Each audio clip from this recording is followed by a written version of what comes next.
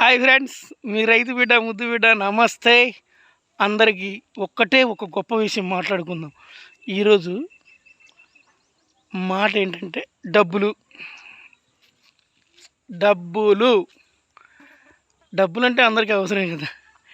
అసలు డబ్బే లేనప్పుడు ఇంకా అవసరం ఏముంటుంది కాబట్టి డబ్బులు అవసరం.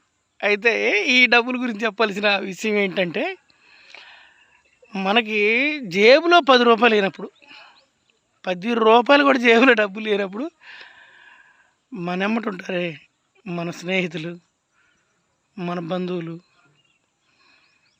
మనల్ని ఆదుకుంటారు కదా. అప్పుడు వాళ్ళని మర్చిపోకూడదు. అసలు మనం రేపొద్దున రిచ్ అవుతాం, సెలబ్రిటీ అవుతాం, కోటేశ్వరుడు అవుతాం, అది ఓకే. అప్పుడు ఎక్కడెక్కడి నుంచో వస్తారు. నిన్నగానే ఒక్కపోత తర్వాత వాన పడ్డట్టు అప్పుడు ఎక్కడెక్కడి నుంచో వస్తారు బంధువులు, చుట్టాలు, స్నేహితులు అందరూ వస్తారు. అప్పుడు మన ఇంట్లో ఉన్న ఈది కుక్కను మార్చి బొచ్చు కుక్కను పెట్టుకున్నామనే ఆలోచన కూడా మనకు వస్తుంది. ఎందుకంటే అప్పుడు మనకు సంపాదించాం కదా. మనలో మాట, మెదడులో ఆలోచనలో మారిపోతుంటాయి. ఈ డబ్బు అనే ఒకటి అహంకారం నేర్పిద్ది చాలామందికి. కానీ మనం అట్లా మారకూడదు. మనం మారామనుకో ఈది కుక్కనే పెంచుతాం, బొచ్చు కుక్కని పెంచినట్టే ఈది కుక్కని పెంచాల్సి వచ్చింది. ఇంకొకటి,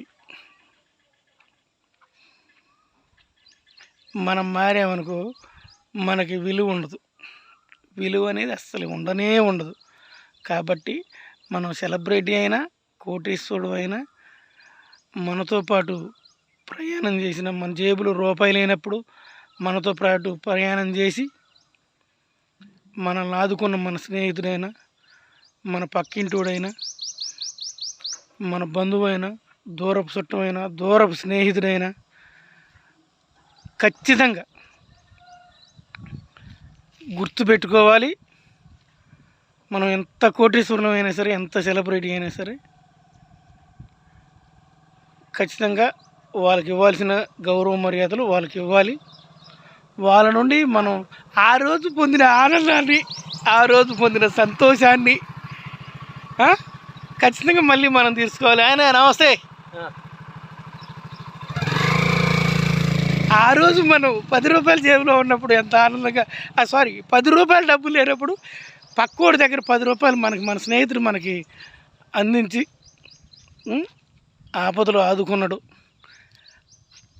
కాబట్టి ఆ స్నేహితుడిని, ఆ బంధువుని, ఆ దూరపు చుట్టాన్ని, ఆ పక్కింటోని, అవతల పక్కింటోని మనం కోటీశ్వరం అయినా, కోట్లు కూడబెట్టినా ఖచ్చితంగా ఇంట్లో ఈది కుక్కను మరిచి బొచ్చు కుక్కను తెచ్చుకుందామనే ఆలోచనలు ఉండకూడదు.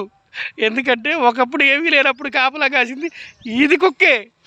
డబ్బులు వచ్చి బొచ్చు కుక్కను తెచ్చి దానికి స్నానాలు చేపించి అన్నాలు పెట్టి దాన్ని ఆరు బయటికి తీసుకుపోయి బాత్రూమ్ తీసుకుపోయి వచ్చేది. ఇదంతా డబ్బులున్న వ్యామోహంలో జరుగుతున్న పనులు.